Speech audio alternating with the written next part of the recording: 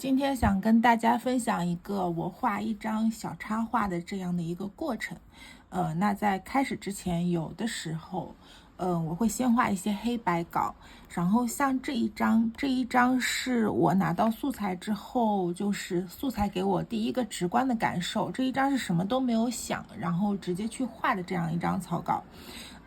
然后这一张有想表现盘子，漂亮的盘子，又有想表现这个枣子，所以两个部分都是画的很繁复的。那画完这一张之后，我就发现就是我其实是需要在枣子和盘子当中挑一个重点来表达，然后就有了这一张。这一张的话，它是重点表达一个盘子，所以我把这个枣子基本上都简略化、概括化了，让它们都是一个同样的灰色调，然后把盘子画的比较复杂，而且有一些就是黑白的强烈的对比对冲。然后再下面第三张是我想把盘子忽略掉，然后着重表达这个枣子，所以枣子上的花纹啊，然后也是有一个黑白的对冲，盘子就画的比较灰度，就比较统一一些。那这三张画完之后呢，我觉得我最喜欢的是这个状态，就是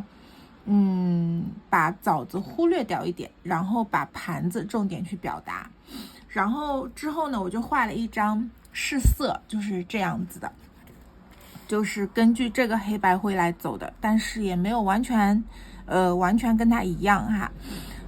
画完这张试色之后呢，我又发现就是说，我想多可能的表达这个盘子，但是这个盘子呢，可能是我画的面积太小了，所以它这个繁复的花纹显得有点花哨且乱，就反而没有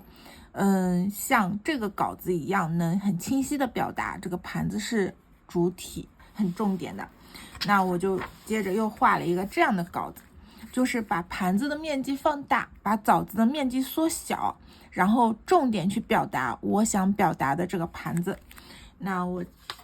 之后就画了一张这样的草稿，然后就接着准备来按照这样的一个